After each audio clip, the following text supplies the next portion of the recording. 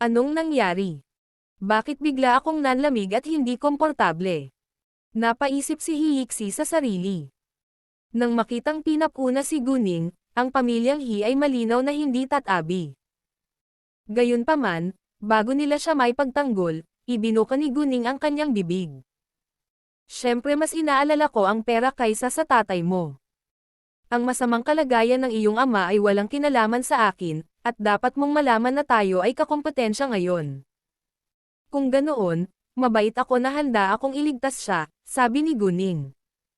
Ikaw, galit na galit si Hiyiksi, ngunit kailangang aminin na iyon ang katotohanan. Nang marinig ang argumento ni Guning, sumang-ayon ang mga tao sa kanya. Sila ay mga kakompetensya pagkatapos ng lahat.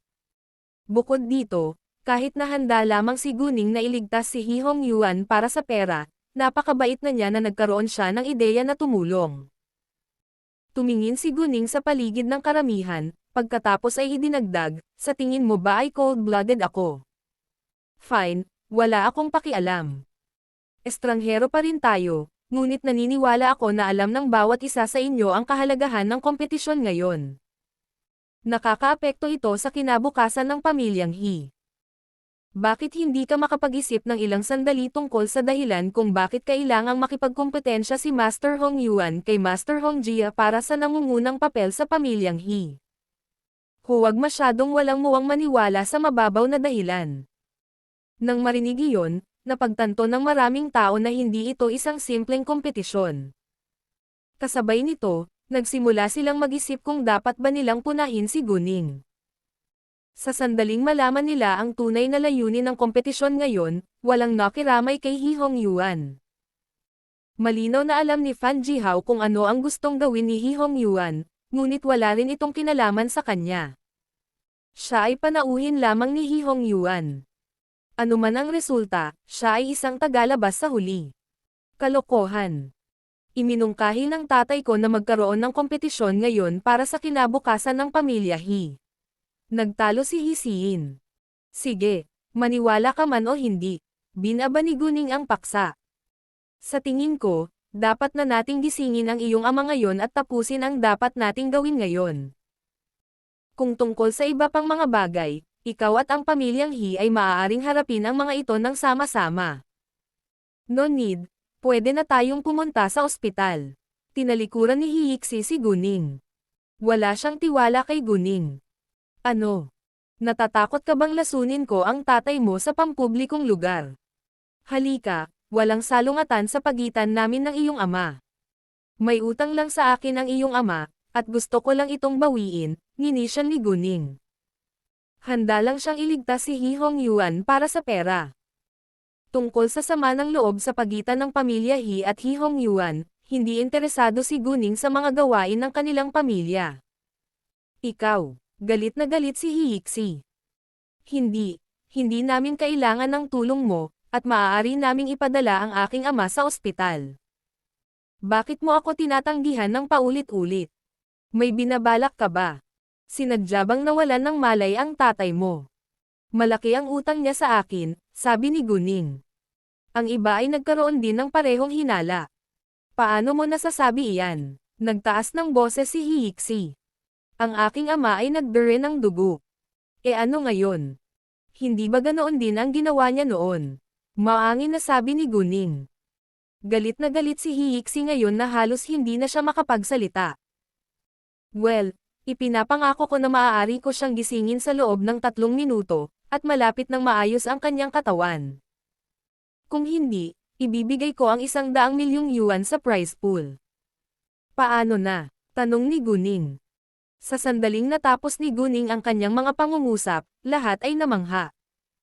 Parang siya ang makapangyarihang Diyos. Maraming tao ang nag-aalinlangan, habang ang ilan ay mausisa. Nagtiwala si He Hongjia kay Guning, at hindi siya pinigilan. Suportado rin sina Leng Xiaoteng, Gao Yi at Qiaoya. Bagamat walang tiwala si Hiyiksi kay Guning at alam niyang nawalan ng malay ang kanyang ama, hindi niya alam kung paano hikayatin ang iba na paniwalaan siya. Tungkol naman sa pera, hindi ito isinasa puso ni Hiyiksi, dahil alam niyang tiwala siya kay Guning na magising niya ang kanyang ama. Sa totoo lang, nawalan lang ng malay ang tatay niya sa inis, at madyay gising siya pagkatapos magpahinga sandali. Sa huli, sumuko si Hiyiksi. Dahil sumuko si Hiyiksi, tumabi ang mga bodyguard ni Hihong Yuan. Pagkatapos, naglabas si Guning ng isang bote ng porselana at nagbuhos ng isang tableta. Sinabi niya kay Hiyiksi na tulungan si Hihong Yuan na lunukan ito. Nag-alinlangan sandali si Hiyiksi, pagkatapos ay ginawa ang sinabi sa kanya ni Guning. Tinitigan ng mga tao si Hihong Yuan. Walang gustong makaligtaan ang alinman sa kanyang mga reaksyon. Inilabas pa nga ng ilan ang kanilang mga telepono upang makita kung talagang magising si Hihong Yuan sa loob ng 3 minuto. Sa tingin mo ba epektibo ang tableta? Bagamat alam nilang malapit na nilang malaman ang sagot, may nagtatanong pa rin na may pag-uusisa. Mukhang napaka-confident ni Miss Tang. Sa tingin ko ito ay dapat maging epektibo. Sumasang-ayon ako, ngunit sa palagay ko ay hindi ito magiging epektibo. Tingnan natin. Gayunpaman, nagulat ang lahat, nagising si Hihong Yuan pagkaraan ng 1 minuto, at ang kanyang maputlang mukha ay unti-unting namula. Jesus, nagising si Master Hong Yuan pagkaraan ng 1 minuto. Napakamangha. Maaari bang gamutin ng tabletang ito ang iba pang mga sakit? Dapat mong tanungin si Miss Tang. Nagsimulang talakayin ng mga tao ang mahiwagang gamot. Nang marinig ni Hihong Yuan ang kanilang diskusyon, sumimangot siya. Hindi niya maintindihan ang pinag-uusapan nila. Pare, okay ka lang ba? Hiyiksi ay nasa sabik. Hindi ka ba komportable? Umiling si Hihong Yuan, ngunit hindi umimik, dahil naguguluhan din siya kung bakit biglang gamaan ang pakiramdam niya ngayon. Anong nangyari? Bagamat gumawa ng kaunting paggalaw si Hihong Yuan, hindi siya umimik, kaya hindi alam ng iba kung bumalik na ba talaga siya sa kamalayan o hindi. Pinagtitinginan pa siya ng mga tao para makita ang reaksyon niya. Pagkaraan ng ilang sandali, napagtanto ni Hihong Yuan na siya ay nakaupo sa sahig at nakaramdam ng hiya, pagkatapos ay bumangon kaagad. Pare, ano ang pakiramdam mo? Tanong muli ni Hiyiksi na may pag-aalala. Mabuti na ang pakiramdam ko, sabi ni Hihong Yuan. Nang marinig iyon, natitiyak ng lahat na maayos na si Hihong Yuan, at nagulat silang muli. Wow, ayos na talaga si Master Hong Yuan ngayon. Ang gamot ni Miss Tang ay hindi kapani-paniwala. Sumimangot si Hihong Yuan. Sumulyap siya kay Guning, pagkatapos ay tumingin kay Hiyiksi. Anong nangyari? May natutunan siya sa kanilang talakayan, ngunit hindi ito malinaw. Pare, nawalan ka lang ng malay at dadalhin ka sana namin sa ospital, pero sabi ni Miss Tang ayaw niyang mag-aksaya ng oras, at kaya kanyang iligtas sa loob ng 3 minuto. Binigyan niya ako ng tableta at tinulungan kitang lunukan ito, at nagising ka pagkatapos ng 1 minuto, sabi ni Hiyiksi. Nang malaman iyon, si Hihong Yuan ay namangha. Alam na alam niya ang kanyang kalagayan, kaya naunawaan niya kung gaano kabisa ang tableta. Kahit na iniligtas lang ni Guning ang kanyang buhay, hindi niya ito gustong pasalamatan, dahil alam niyang ginawa lang ito ni Guning para sa pera. Hindi rin ito pinansin ni Guning. Master Hong Yuan, kung ayos ka lang, itutuloy pa ba natin? May 5 rounds pa. Dahil walang pakialam si Guning kung magpasalamat ba siya o hindi, inalis din ni Hihong Yuan ang paksang iyon. Tumingin siya kay Fan Jihao at sinabing, Mr. Fan, mangyaring tulungan akong maglaro sa natitirang mga round. Malinaw na matatalo sila, kaya nag-atubili si Fan Jihao na laruin ang natitirang bahagi ng round, ngunit kailangan niyang gawin ito. Kung umalis siya bago matapos ang kompetisyon, kailangan niyang bayaran ang mga liquidated damages. Pagkatapos ng sumunod na 5 round, gumawa si Fan Jihao ng 62 milyong yuan sa kabuuan. Si Guning, sa kabilang banda, ay kumita ng 201 milyong yuan sa kabuuan. Nang makita ang resulta, si Hihong Yuan ay naging pipi. Siya ay nagkaroon ng biglaang salpok na dumura ng dugo o mawalan muli ng malay upang hindi niya makita ang kakilakilabot na kabiguan. Gayunpaman, pagkatapos kunin ang power crystal ni Guning, ang kanyang panlaban ay higit na mahusay kaysa dati, kaya't hindi niya mailuwa ang dugo o mawalan ng malay, ngunit kailangan niyang masaksihan ang buong proseso. Naz-anay na si Fan Jihao. Ito ay isang kabuoang kabiguan. Si He Hongyuan ay nasa kawalan ng pag-asa ngayon, gayon din si Hizai. Nawala ang kanyang pagkakakilanlan bilang babae ng pamilyang He at ang kanyang titulong Mrs. Hong. Naglakad si He Hongjia papunta sa He Hongyuan sa sandaling ito, at tinanong siya sa malamig na malalim na boses, He Hongyuan, ikaw ang talo. Ano ang masasabi mo ngayon? Nanatiling tahimik si He Hongyuan, dahil hindi niya alam kung ano ang sasabihin. Hindi ito pinansin ni He Hongjia. Ayon sa kanilang kasunduan, imposibleng si He Hongyuan ang maging papel sa pamilyang He, at nawalan din siya ng kontrol sa mga kasino ng pamilyang He, na nawalan siya ng kapangyarihan at posisyon. Ang natitira na lang niya ay ang kanyang mga bahagi. At saka, kung may nangyaring masama kay He Xiang, maaaring patayin ni He Hongjia si He Hongyuan. Mula nang magplano si He Hongyuan laban sa pamilya He, hindi na sila magkapatid. Si He Hongjia ay hindi naman mahina, at determinado siyang bayaran ang kanyang mga kaaway.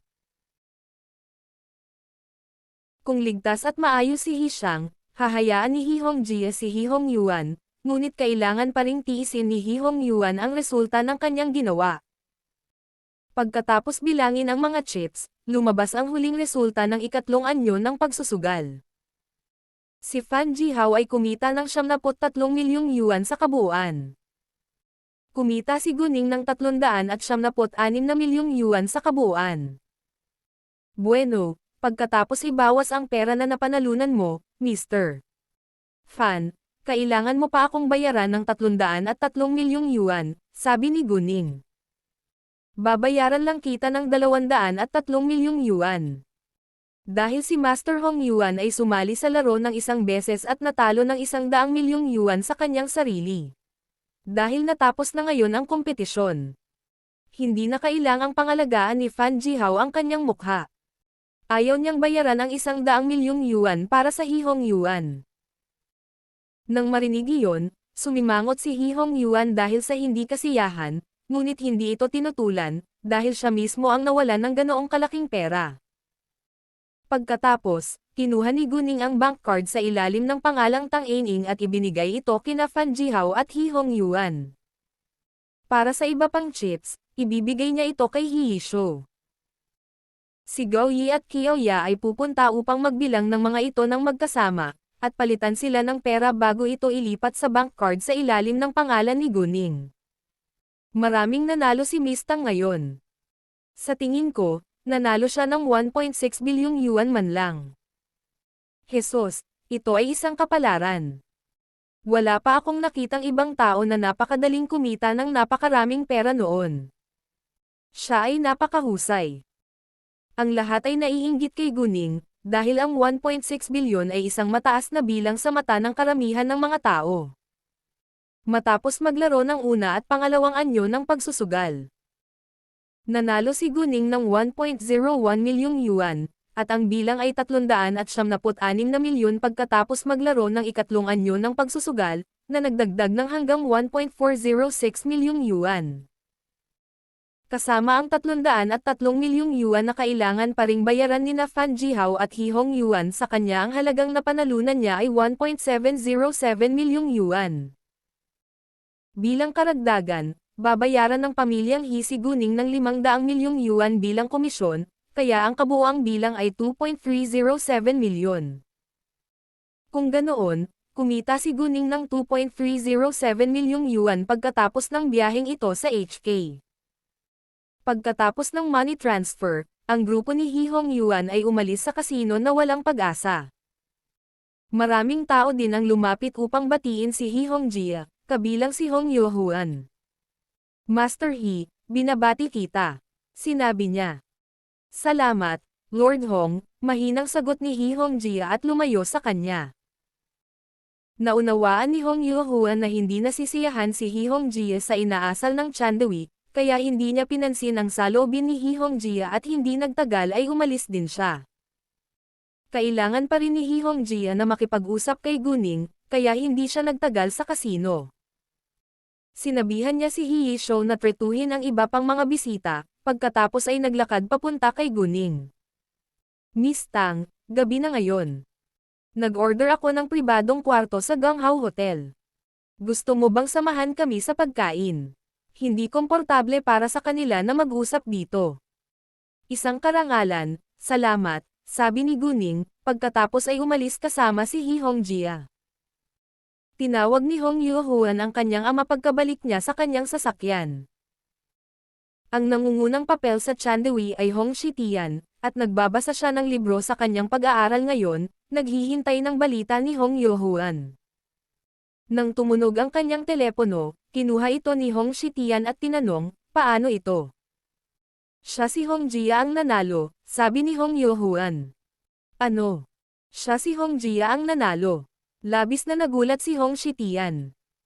Pinili niyang makatrabaho si Hi Hong Yuan dahil nawawala ang pandinig ni Hi Hongjia at nawawala si Hi Shang. Naisip niya na mas malamang na manalo si Hi Hong Yuan.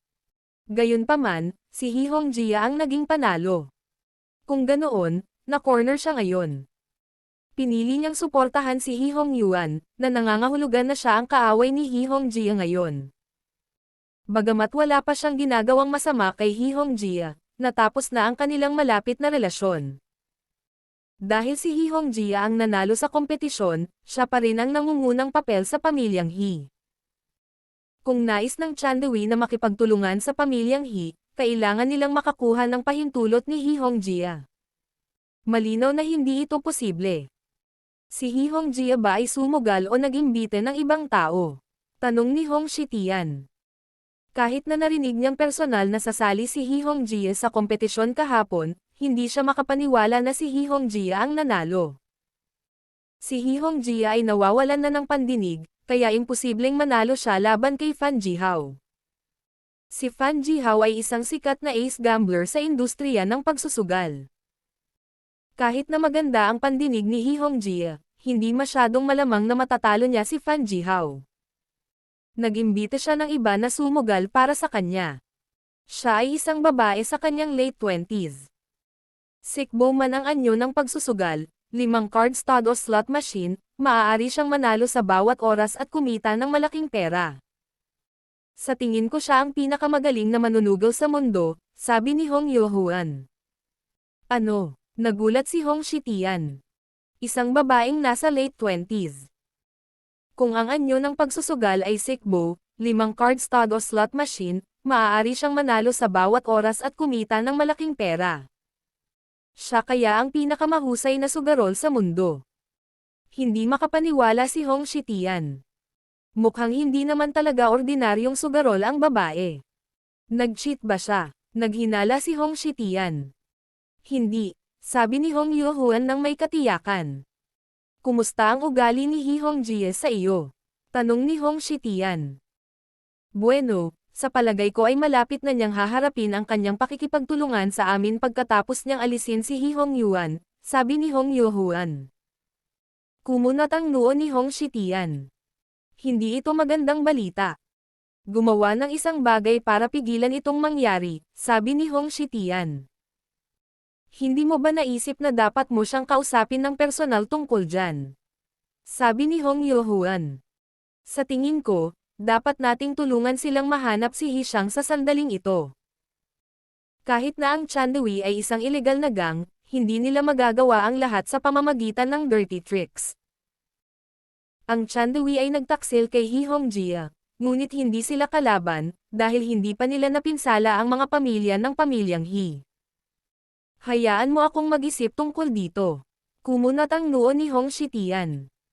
Pagkatapos ay nanatiling tahimik si Hong Yuhuan. Naghiwalay sina Hi Hong Yuan at Fan Jihao nang umalis sila sa kasino. Si Fan Jihao ay nakaramdam ng lubos na kahihiyan ngayon, at siya ay nawalan ng isang kapalaran. Dad, ano ang dapat nating gawin ngayon? Hiyik si pakiramdam walang magawa. Tila hindi nasisiyahan si Hi Hong Yuan at nanatiling tahimik, dahil hindi niya alam kung ano ang gagawin ngayon. Isang ideya ang bumungad kay Hiyiksi. Tay, bakit hindi natin gamitin si Hi Shang para takutin si Uncle Hongjie? Nang marinig iyon, Nagalit si Hihong Yuan. Sana kaya ko.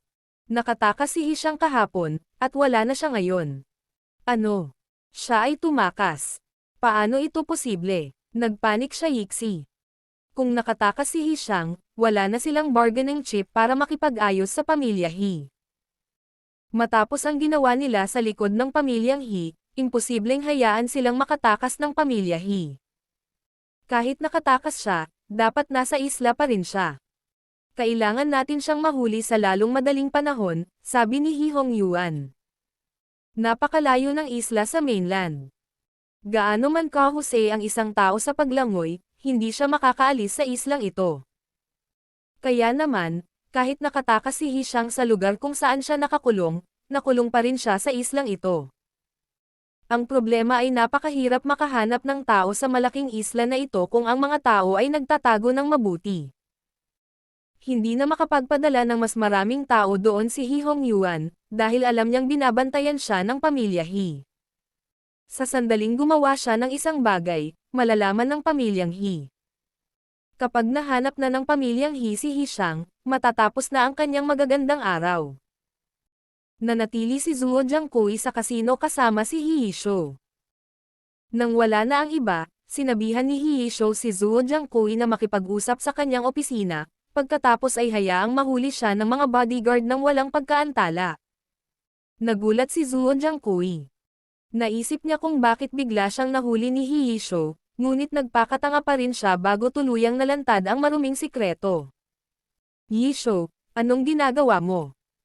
Si Zuo Jiangkui ang unang apprentice ni Hihong Jia, at sinundan niya si Hihong Jia ng mahigit 12 taon.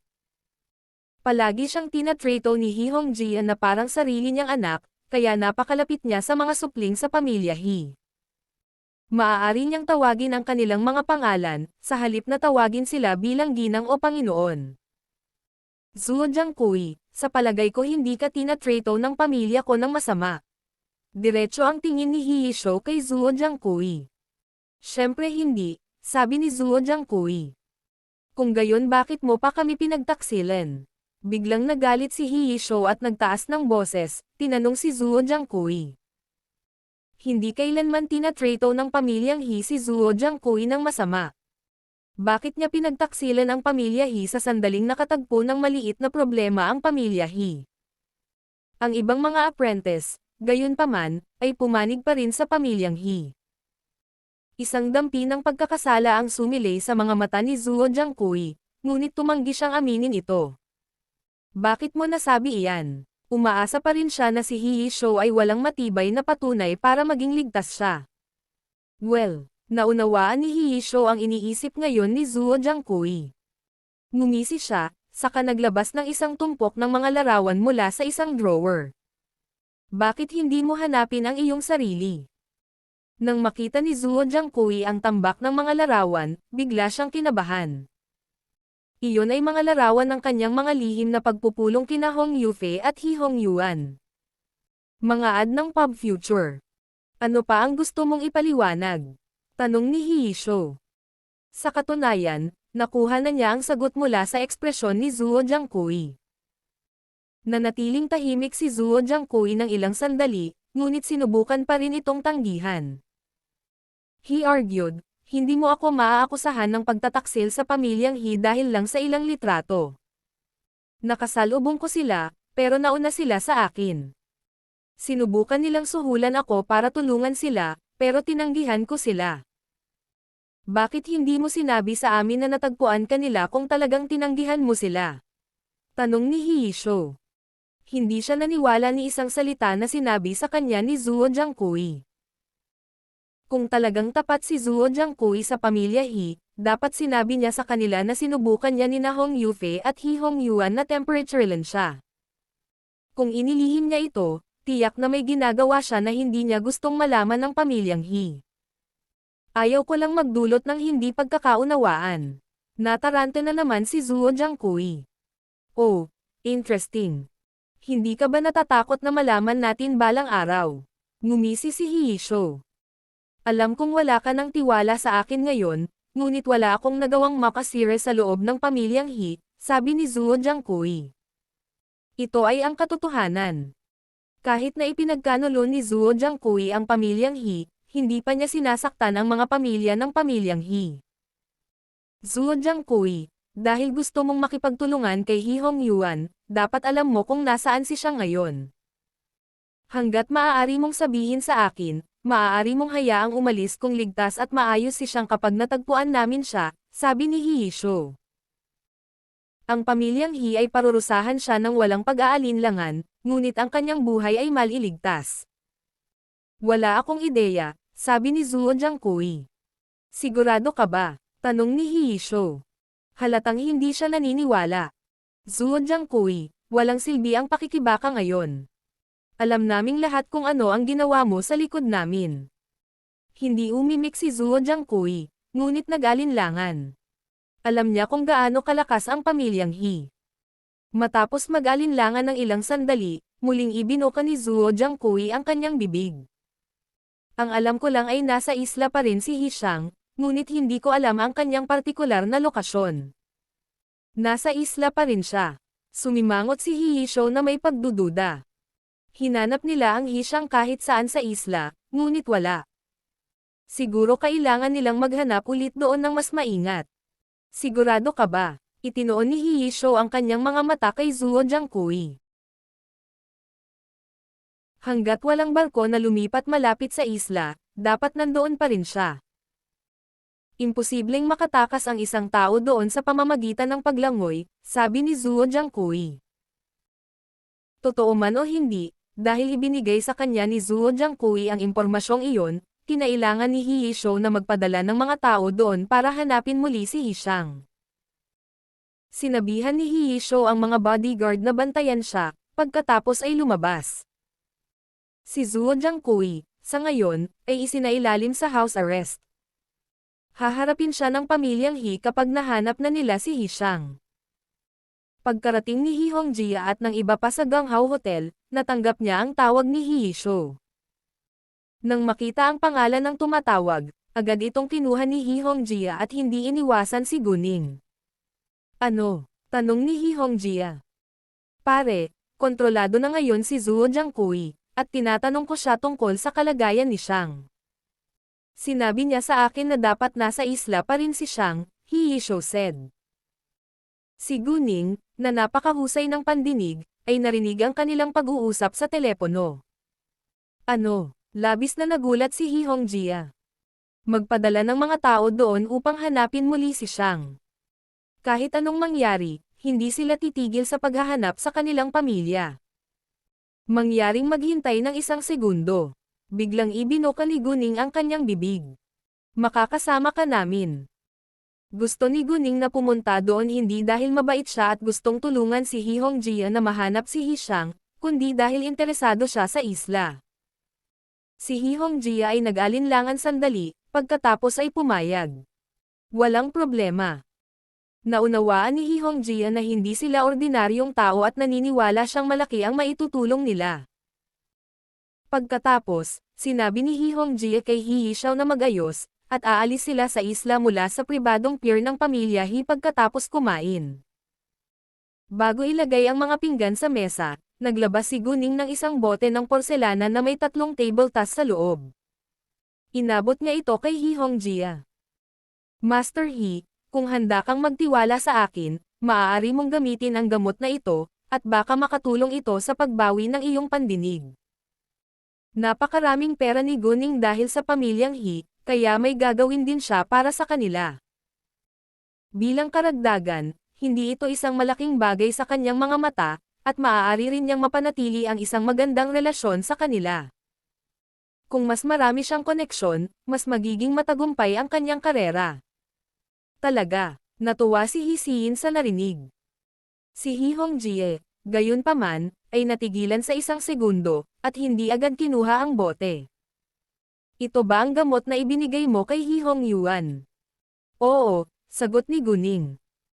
Hindi nagtagal ay nagising si He Hongyuan pagkatapos inumin ang tabletang ito, at mas bumuti ang pakiramdam kaysa dati. Naisip ni He Hongjie na ito ay napaka-hindi kapanipaniwala, ngunit hindi na nag-isip pa. Nang bigyan siya ni Guning ng bote ng mga table tas, bigla siyang nagkaroon ng pag-asa. Pagkatapos noon, kinuha niya ito ng walang pagkaantala at nagpasalamat kay Guning. Maraming salamat, Miss Gu. Nasaksihan niya ang epekto ng gamot na ito, kaya hindi siya nag-alinlangan kung nakakasama ba ito sa kanyang katawan. Walang magandang dumating ng walang panganib. Nagtiwala rin si Hisiyin kay Guning, kaya hindi niya pinigilan si Hihongjia. Bahala ka, sabi ni Guning. Uminom ng isang tableta tuwing 3 araw. Maaari ba akong kumuha ng isa ngayon? Hindi na makapaghintay si Hihongjia na subukan ito. Oo naman, sabi ni Guning. Binuksan ni Hihongjia ang bote ng porselana, at nagbuhos ng isang tableta. Ang power crystal ay transparent, at mukhang brilyante. Sa sandaling ipasok ang tableta sa kanyang bibig, ito ay natunaw at isang daloy ng lamig na kumakalat sa kanyang katawan na parang kidlat, na medyo komportable. Si Hihongjia ay nawawalan ng pandinig dahil sa isang uri ng gamot, ngunit hindi niya alam kung kailan siya naapektuhan nito. Ang alam lang niya ay may kinalaman si Hihongyuan dito. Hindi ito isang seryoso, o maliit na problema. Naririnig pa rin niya ang mga tunog, at nakikipag-usap sa iba, ngunit hindi niya masabi ang mga numero ng dice sa pamamagitan ng pakikinig nito. Si Hihongyuan ay pinakamahusay sa Sikbo sa lahat ng uri ng pagsusugal na maaari niyang laruin, at si Sikbo ay may mataas na kinakailangan para sa pagdinig. Humingi siya sa mga doktor para humingi ng tulong, ngunit kahit ang mga doktor ay hindi sigurado kung gagaling ang kanyang pandinig.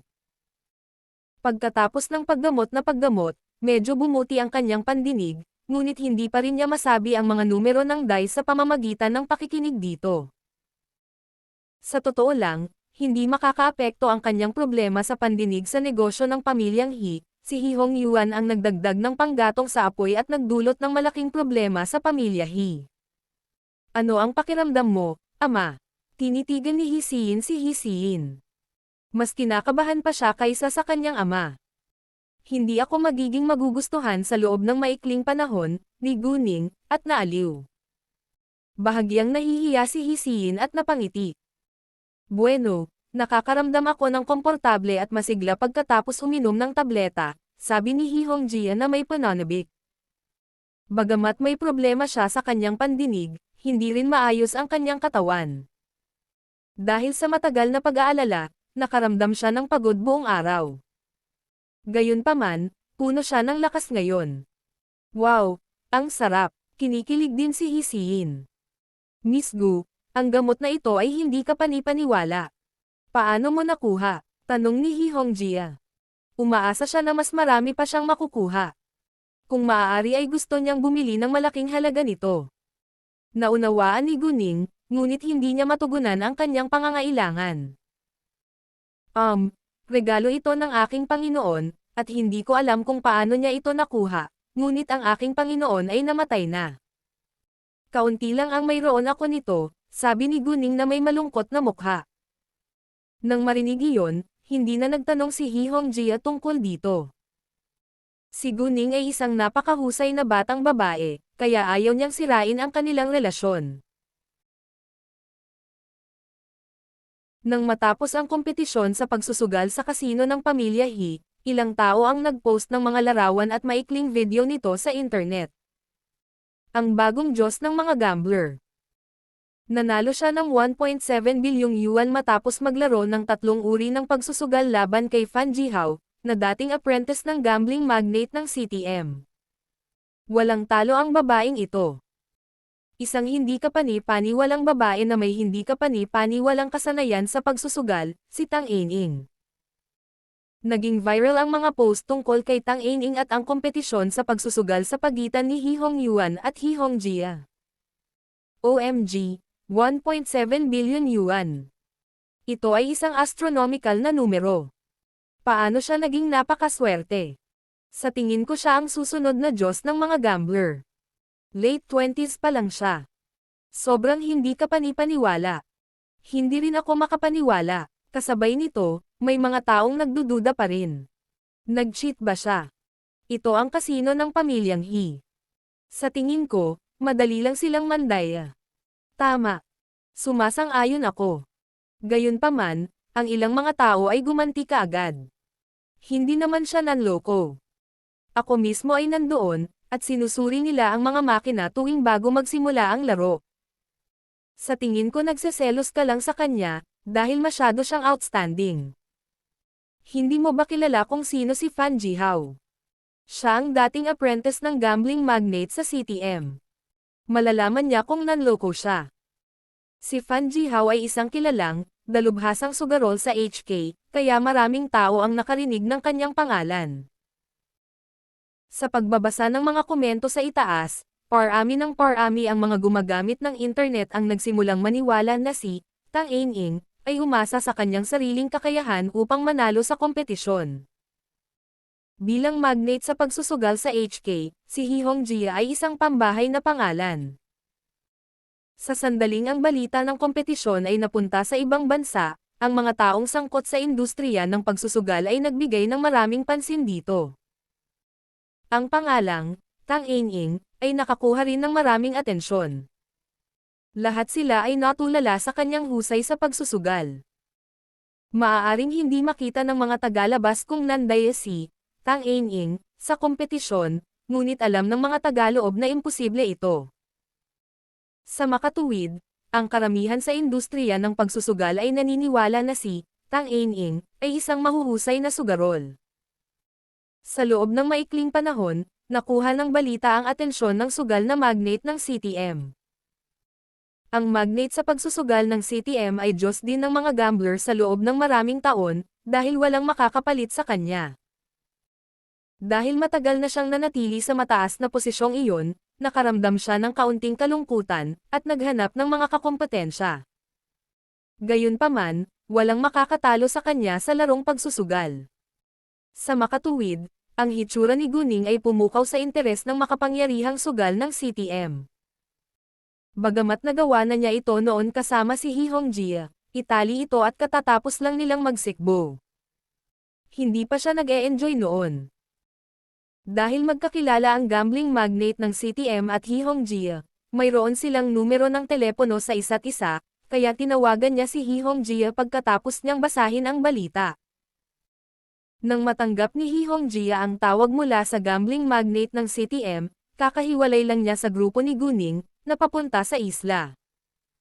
Si He Xiyin ay hindi sumama sa kanila sa isla, dahil siya ay isang matanda na kung tutuusin. Nagulat si He Hongjia sa narinig mula sa gambling magnate ng CTM, ngunit medyo nahulaan niya ang dahilan. Tama siya. Tumawag ang magnate ng sugal ng CTM dahil kay Guning. Masyadong nakakabigla ang balita, kaya maliwanag na interesado rito ang sugal ng CTM. Bilang karagdagan, naisip niya na ito ay isang magandang pagkakataon para kay Guning. Gayunpaman, hindi niya kasama si Guning ngayon, kaya hindi niya hinayaan na makipag-usap si Guning sa gambling magnate ng CTM sa telepono. At tungkol sa numero ng telepono ni Guning. Hindi ito ibibigay ni He Hongjia sa sino mang walang pahintulot niya, kaya sinabi niya sa gambling magnate ng CTM na ipapasa niya ang kanyang imbitasyon kay Guning. Naunawaan ng makapangyarihang sugal ng CTM, at handang maghintay para sa sagot ni Guning. Tinawag ni He Hongjia si Guning mamaya.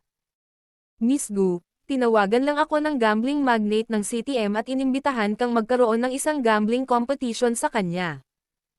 Ano sa tingin mo? Tanong ni He Hongjia. Nang marinig iyon, medyo nagulat si Guning, ngunit hindi niya alam kung bakit. Isang karangalan ko na magkaroon ng isang kompetisyon sa gambling magnate ng CTM. Gayunpaman, mangyaring huwag sabihin sa kanya ang aking tunay na pangalan, at ibigay sa kanya ang numero ng telepono na ginagamit ko bilang Tang Ing, sabi ni Guning. Walang problema, sabi ni He Hongjia. Pagkatapos, sinabi ni Guning kay He Hongjia ang numero ng telepono na ginamit niya bilang Tang Ing bago niya ibinaba ang tawag. Agad na tinawag ni He Hongjia ang gambling magnate ng CTM. Nag-aalala ang sugal ng CTM na baka tanggihan siya ni Tang Ing, dahil kaunti lang ang alam niya tungkol sa kanya. Ibinigay sa kanya ni He Hongjia ang numero ng telepono ni Tang Ing, pagkaraan ng ilang sandali. Ang sugal na magnate ng CTM ay tinawag na Kang In-ing nang walang pagkaantala. Pinangalan ng Ye Chaoxiong ang gambling magnate ng CTM. Siya ay 57 taong gulang at ilang taon na mas matanda kay He Hongjia. Nang matanggap ni Guning ang tawag ni Ye Chaoxiong, nakasakay na siya sa yate ng pamilya He kasama ang iba sa ilang sandali. Kumusta? Sino ito? Sinagot ni Guning ang kanyang tawag. Hi, Miss Tang. Ako si Ye Chaoxiong, sabi ni Ye Chaoxiong sa malalim na kalmadong boses. Seryoso siya at makapangyarihan ngunit hindi nananakot. Ikinagagalak na marinig mula sa iyo, Mr.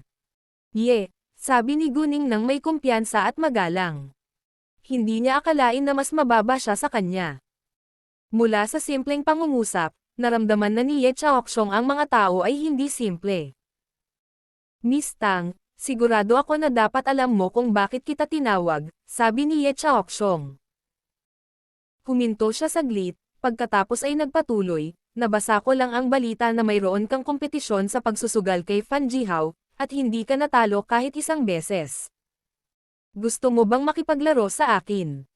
Si Ye Chaoxiong ay napakabait at magalang. Hindi niya ito pipilitin na makipagsugal sa kanya. Karangalan kong sumugal kay Mr. Ye, ngunit sa palagay ko ay dapat pa rin magkaroon ng taya dahil ito ay sumugal, sabi ni Guning. Hindi siya mag-aaksaya ng oras sa pagsusugal ng hindi kumikita. Siyempre, sabi ni Ye Chaoxiong. Naisip din niyang boring kung walang taya. Well, Mr. Ye, kailan mo gustong magkaroon ng kompetisyon? Tanong ni Guning. Mas maaga mas mabuti. Libre ako araw-araw. Depende ito sa iyong libreng oras, sabi ni Ye Chaoxiong. Ako ay humihingi ng paumanhin. Okupado ako ngayon. Pwede ba kitang tawagan kapag tapos na ako? Tanong ni Guning, hindi siya sigurado kung mahahanap nila si Hishang sa pagkakataong ito, at kung gaano katagal. Walang problema. Please feel free to call me. Si Ye Chaoxiong ay napakamaalalahanin. Pagkatapos noon ay sabay na nilang binaba ang tawag. Bumalik si Guning sa cabin, at naramdaman ang tensyon sa loob. Hindi alam ni He Yishou na si Leng Xiaoteng ay nobyo ni Guning, kaya patuloy niyang kinakausap si Guning sa harapan niya mismo. Malaking pabor ang ginawa ni Guning sa pamilya He, kaya labis ang pasasalamat ni He Yishou sa kanya. Higit pa rito, hinangaan ni He Yishou si Guning para sa kanyang natatanging kakayahan sa pagsusugal, kaya pinakitunguhan niya siya ng may labis na sigasig. Dahil dito, kumilos si Leng Xiaoteng para ipakita ang pagmamay-ari niya kay Guning. Hinailan niya si Guning sa tabi ng walang sabi-sabi at iniwan si He Yishou doon mag-isa sa kahihiyan. Nang makitang nagseselos muli ang kanyang kasintahan, hindi alam ni Guning kung ano ang sasabihin. Matapos malaman na sila ay mag-asawa, napagtanto din ni He Yishou na ang kanyang pag-uugali ay medyo hindi magagawa. Well, kikita ka na naman, sabi ni He Xiyin kay Guning. Naniniwala siya na si Guning ang pinakamahusay na sugarol na nakita niya. Bakit ang tiwala mo sa akin? Natuwa si Guning. Haha, ikaw ang pinakamagandang sugarol sa mundo sa aking paningin, sabi ni He Xiyin. Tanging si Guning ang makapagsasabi ng tama ng mga partikular na numero sa mga dice sa bawat oras sa panahon ng sikbo. Tanging si Guning lang ang mapapalad na manalo ng pinakamaraming taya sa 5 card stud. Tanging si Guning lang ang maaaring kumita sa tuwing naglalaro ng slot machine at kahit na manalo ng lahat ng chips sa prize pool. Isa sa 1,000,000 pagkakataon na magagawa iyon ng isang pagkatapos ng lahat. Ngumiti si Guning, ngunit hindi ito ipinaliwanag. Sikat ka na ngayon, at parami ng parami ang mga mahuhusay na manunugal na gustong makipaglaban sa iyo, kikita ka ng walang katapusang pera. Sabi ni He Xiyin. Siya ay naiinggit, ngunit hindi nagseselos kay Guning. Ang pera ay isang magandang bagay, ngunit ito ay may isang presyo. Si Guning ay talagang sikat na ngayon, ngunit nagdala rin ito ng problema sa kanya. Maraming mga tao sa mundong ito ang gagawa ng mga ilegal na bagay upang maalis ang kanilang mga kaaway o mga taong humahadlang sa kanilang sariling mga sarili. Sa pag-iisip niyan, nag-aalala si Hisiin sa kaligtasan ni Guning. Dapat mag-ingat ka mula ngayon. Gagawin ko, huwag kang mag-alala. Nagpapasalamat si Guning na si Hisiin ay nagmamalasakit sa kanya. Sa katunayan, napakahirap para sa iba na saktan si Guning, maliban kung mapapatay nila siya sa loob ng 1 segundo. Hanggat may oras siya, mailigtas niya ang kanyang buhay gamit ang mahiwagang kapangyarihan sa kanyang sarili.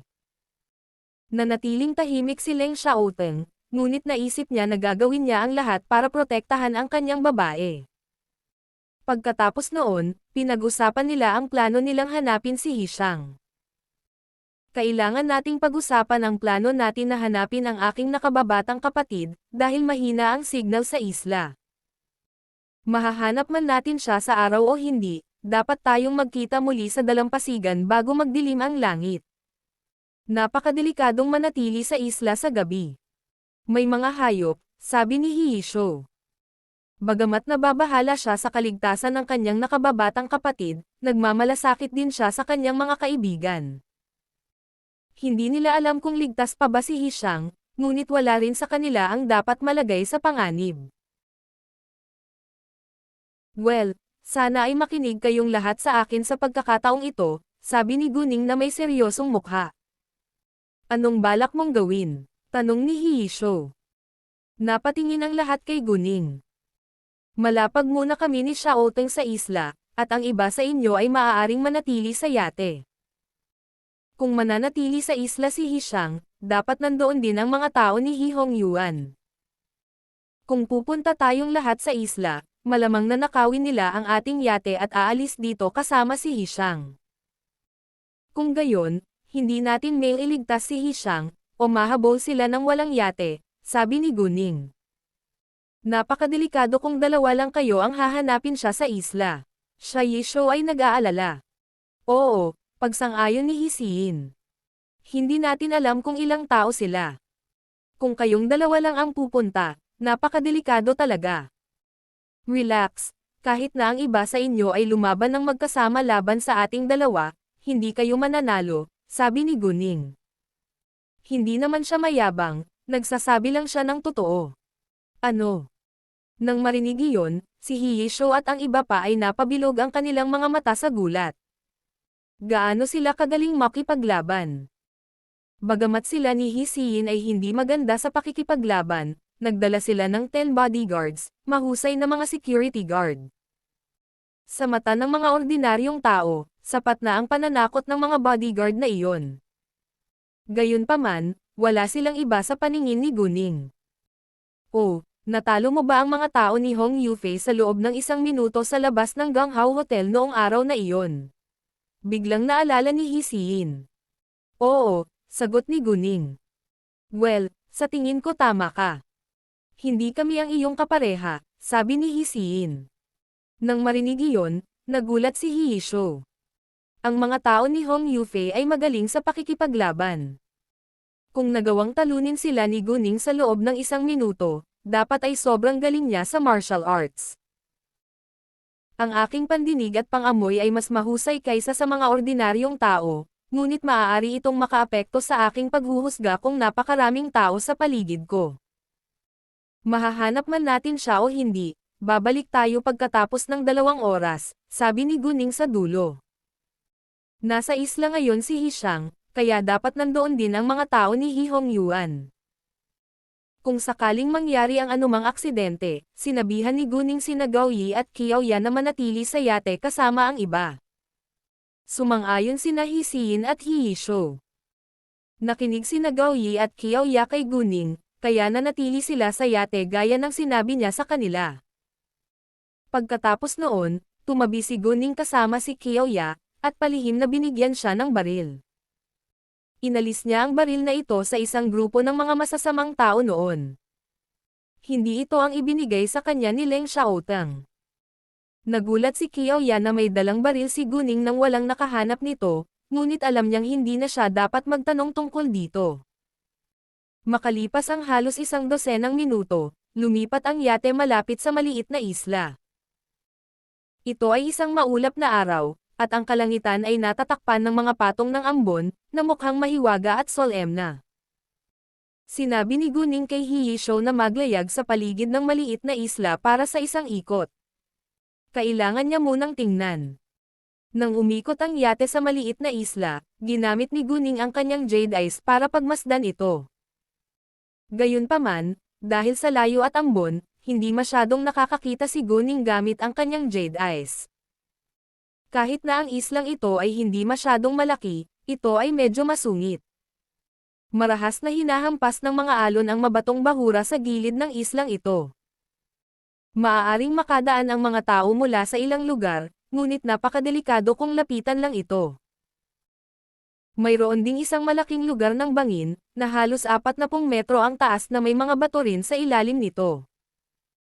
Matapos lumibot ng isang beses sa isla, ang yate ay maaari lamang huminto sa dalampasigan na humigit kumulang 20 metro ang haba na may ilang mga bato. Ito ang tanging daan patungo sa maliit na isla. Parehong may dalang dagger sina Guning at Leng Xiaoteng, pagkatapos ay sabay na bumaba ng yate. Mag-ingat ka. Bagamat naniniwala sina Hisiyin at Hiyisho na mapoprotektahan nila ng maayos ang kanilang sarili, nag-aalala pa rin sila sa kanila. Huwag kang mag-alala, gagawin namin. Inaliw sila ni Guning, pagkatapos ay naglakad papunta sa makakapal na puno kasama si Leng Xiaoteng. Nang makapasok na sila sa maliit na isla, ginamit ni Guning ang kanyang Jade Eyes para mag-scan sa paligid. Sinusuri din ni Leng Xiaoteng ang paligid. Kahit na wala siyang Jade Eyes, mayroon siyang acute senses. Magkatabi silang lumipat, dahil kaya nilang protektahan ang isa't isa. Ang mga kalsada sa isla ay medyo masungit, ngunit ito ay wala kay Guning at Leng Xiaoteng. Paminsan-minsan, isang makamandag na ahas ang lumabas sa maikling panahon. Bagamat pinuputol ito ni Leng Xiaoteng sa kalahati sa bawat pagkakataon, bahagyang natatakot pa rin si Guning dito. Hindi siya natatakot sa mga ahas, ngunit naisip niya na ang mga ito ay kasuklam-suklam. Pagkatapos maglakad sa ikatlong bahagi ng isla, wala pa rin silang nakitang tao dito, kaya pumunta sila sa isang sinaunang bahay na may bakuran na kasing laki ng basketball field na sinabi ni Shen Jiaoshuan kay Guning. Hindi naman kalakihan ang islang ito, kaya malaki ang hitsura ng bahay na ito sa hindi pa maunlad na lupain. Kaunti lang ang tao sa islang ito dahil hindi pa ito nabuo. Ang bahay ay nasa mabuting kalagayan pa rin, at ang mga tao ay maaaring direktang manatili sa loob pagkatapos itong linisin. Ginamit ni Guning ang kanyang Jade Eyes upang makita kaagad ang loob ng bahay, ngunit walang nakitang tao. Sa halip, nakakita siya ng malinis na silid sa bahay, at kitang-kita na may mga taong tumutuloy doon. Naniniwala siya na sila ay mga tao ni He Hongyuan. Gayunpaman, walang laman ang silid ngayon. Ang mga taong iyon ay dapat na nagtago pagkatapos mapansin ang kanilang yate. Nagulat si Guning na alam ng mga tao ni He Hongyuan na sila ay nasa isla. Ang ilan sa kanila ay malamang na nagbabantay sa tabi ng dagat noon lamang, at itinago ang pangalawang sasakyang papalapit. Pagkatapos, ginamit ni Guning ang kanyang Jade Eyes para makita ang underground area. Karaniwan, may mga silid sa ilalim ng lupa o mga daanan sa mga sinaunang bahay ng ganitong uri. Gusto niyang makita kung itinago nila ang kanilang mga sarili sa ganoong lugar. Tama siya. May underground room talaga. Hindi ito malaki, at halos 10 metro kwadrado ang laki. May mga taong nagtatago sa loob na nagbubulungan sa isa't isa, ngunit hindi narinig ni Guning ang kanilang pag-uusap. Ang nakakalito kay Guning ay wala si Hishang sa kanila. Bakit? Iniingatan ba si Hishang sa ibang lugar? Dahil natagpuan niya sila, walang dahilan para palayain sila ni Guning. Dapat niyang hulihin ang mga ito at pilitin silang sabihin sa kanya kung nasaan si Hishang. Napansin siguro nila na malapit na kami at nagtago sa isang lugar dito.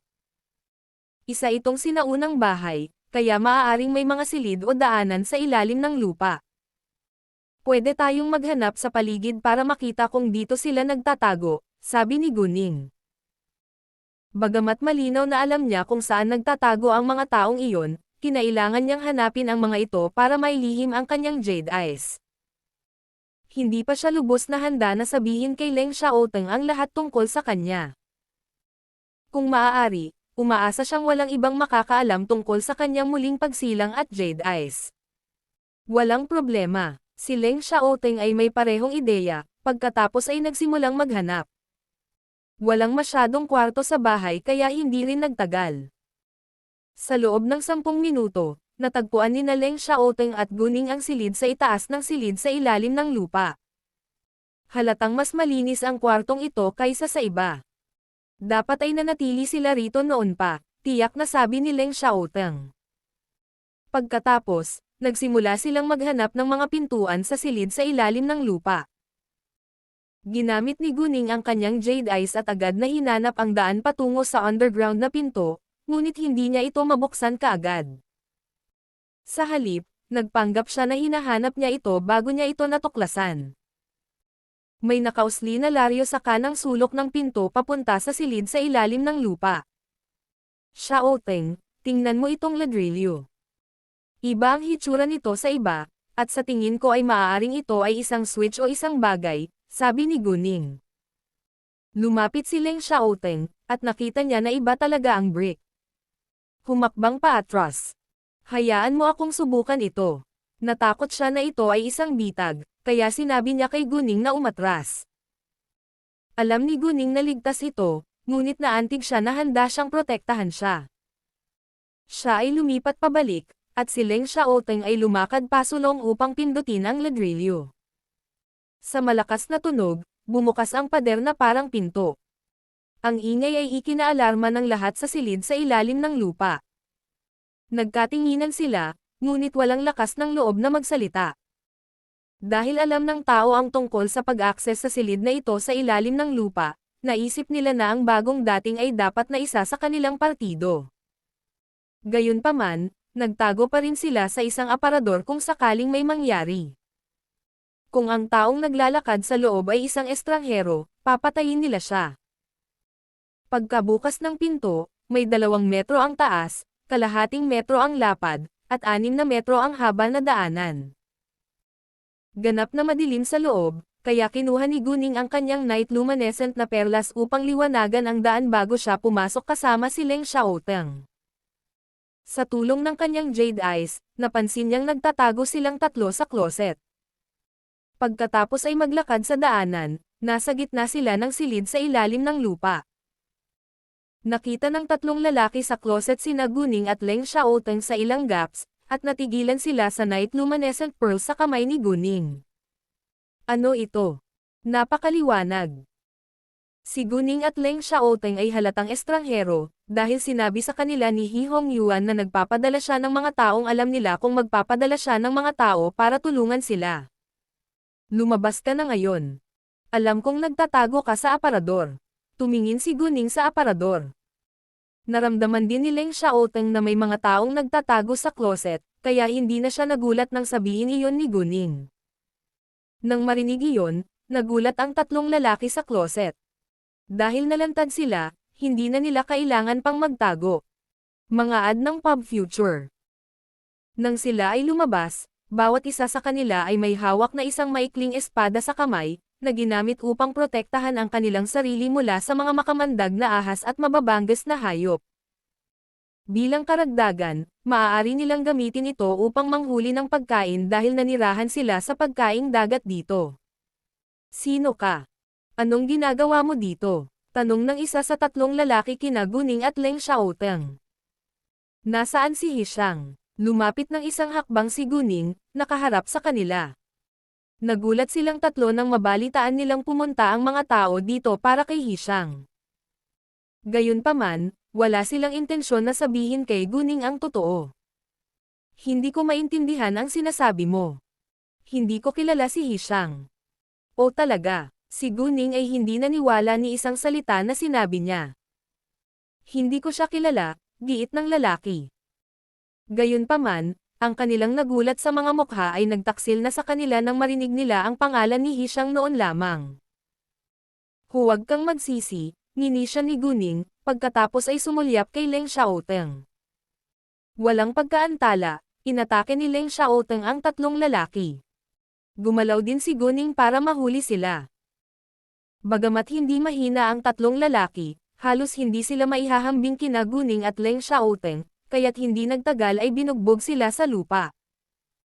Pagkatapos nito, naglabas si Guning ng mga lubad, at itinali ang mga ito. Ang tatlong lalaki ay muling namangha sa mataas na antas ng martial arts ni Guning at Leng Xiaoteng. Sabihin mo sa amin, nasaan si Hishang? Malamig na tanong ni Guning sa kanila. Hindi namin alam. Tumanggi pa rin silang sabihin kay Guning kung nasaan si Hishang.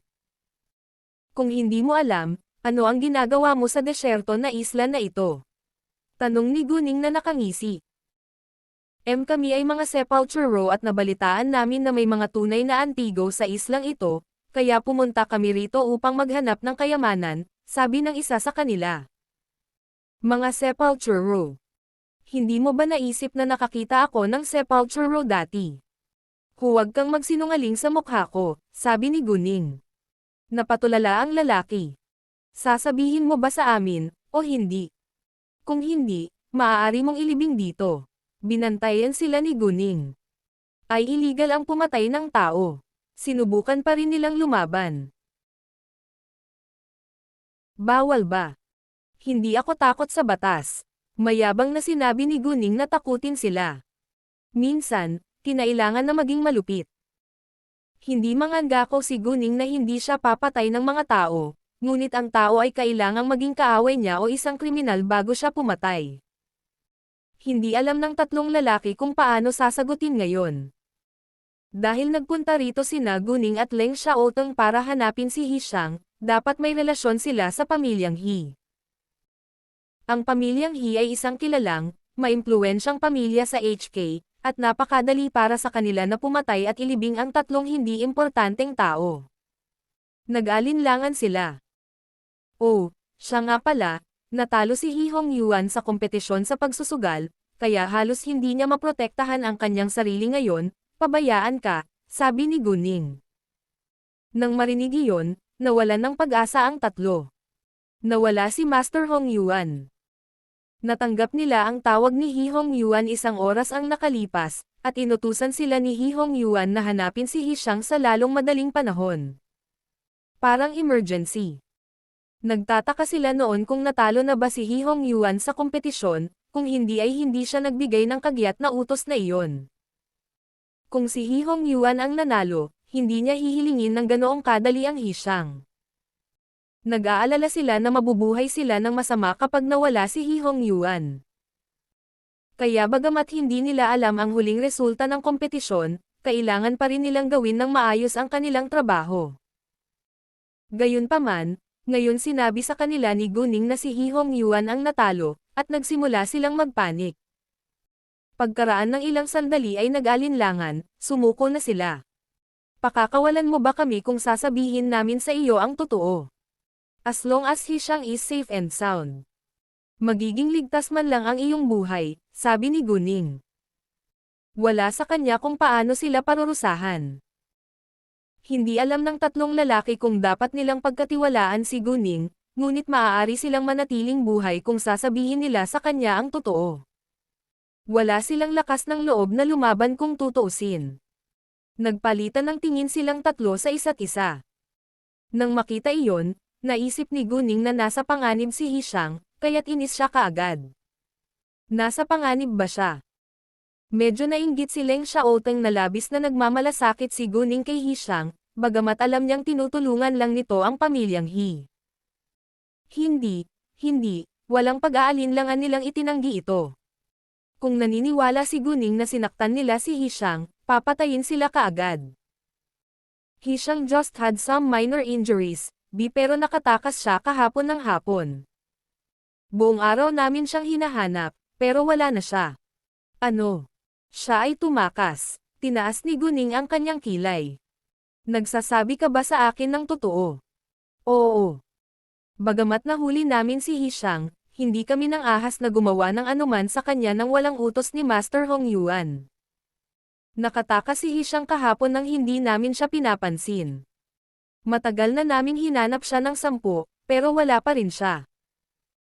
Pumunta kaming 3 sa dalampasigan para hanapin siya dahil ito lang ang daan papunta sa islang ito, pero may napansin kaming yate, kaya tumakbo kami pabalik at nagtago. Wala pa rin siya. Kumunat ang noo ni Guning. Hindi ito magandang balita. May mga makamandag na ahas at mababangas na hayop sa islang ito. At saka, maaari rin siyang mahulog sa mga bangin at maanod ng alon. Hanapin natin siya sa ibang lugar. Sinabi ni Guning kay Leng Xiaoteng, at aalis na sana. Saktong paglingon niya, tumigil siya at malamig na tumingin sa 3 lalaki. Mas mabuting manatili ka rito. Kung sino man sa inyo ang gustong tumakas, malalagay sa panganib ang inyong buhay. Good luck. Pagkatapos, umalis siya sa silid sa ilalim ng lupa kasama si Leng Xiaoteng. Natakot ang 3 lalaki, dahil alam nilang hindi lang dalawa sina Guning at Leng Xiaoteng sa islang ito. Dapat ay sumama rin sila sa kanilang mga tao. At saka, sila ay pinagtali sa mga lubod ngayon. Makalipas ang ilang sandali, sina Guning at Leng Xiaoteng ay nakatagpo ng 2 lalaki. Halatang hindi alam ng 2 lalaki na may mga estranghero sa islang ito, kaya nagyayabang sila. Naghanap na kami sa paligid ng isla, ngunit wala pa ring Hishang. Pagod na ako, inis na reklamo ni Man A. Hindi na siya makapaghintay na magpahinga. Bagaman hindi masyadong malaki ang islang ito, hindi madaling makahanap ng tao. Halika, kailangan pa nating magpatuloy sa paghahanap. Ito pa rin ang utos ni Master Hong Yuan, sabi ni Man B. Ang inaugural na pag-upload ng kabanatang ito ay naganap sa pamamagitan ng N0V3LB1N. Taige, bakit inutusan tayo ni Master Hong Yuan na hanapin si Hishang sa lalong madaling panahon? Natalo ba siya sa kompetisyon, kaya gusto niyang i-hostage si Hishang? Hulaan ni Man A. Huwag ka nang manghula ng random. Kailangan lang nating gawin ang trabaho natin. Naisip ni Man B na mas mabuting huwag na nilang pag-usapan ang paksa. Hinayla ni Man A ang kanyang mga labi. Medyo hindi siya nasisiyahan. Sino ka? Sa wakas ay napansin nila ang isang lalaki at isang babae na nakatayo sa hindi kalayuan sa kanila. Pumunta kami dito para hanapin ka, sabi ni Guning, pagkatapos ay naglakad papunta sa kanila, na sinundan ni Leng Xiaoteng. Sino ka? Tanong ulit ni Man A. Hindi nag-aksaya si Guning ng oras sa kanila. Muli niyang sinulyapan si Leng Xiaoteng, at sabay nilang sinalakay ang 2 lalaki. Nang makita iyon, sabay-sabay na lumaban ang 2 lalaki, ngunit hindi nagtagal ay nasa ilalim na ng kontrol ni Guning at Leng Xiaoteng. Tinalian din sila ni Guning ng mga lubod bago niya binusalan ng basahan ang kanilang mga bibig. Alam niyang hindi nila alam kung nasaan si Hishang, kaya't pinagpatuloy nila ni Leng Xiaoteng ang paghahanap kay Hishang matapos silang maitali ng maayos. Pagkaraan ng ilang sandali, nakatagpo sila ng isa pang 2 lalaki, at nagpadala sila ni Guning sa isang puno. Hinanap nila ang halos 2/3 ng isla, ngunit nabigo pa rin silang mahanap si Hishang. Kung ganoon, malaki ang posibilidad na si Hishang ay nasa panganib.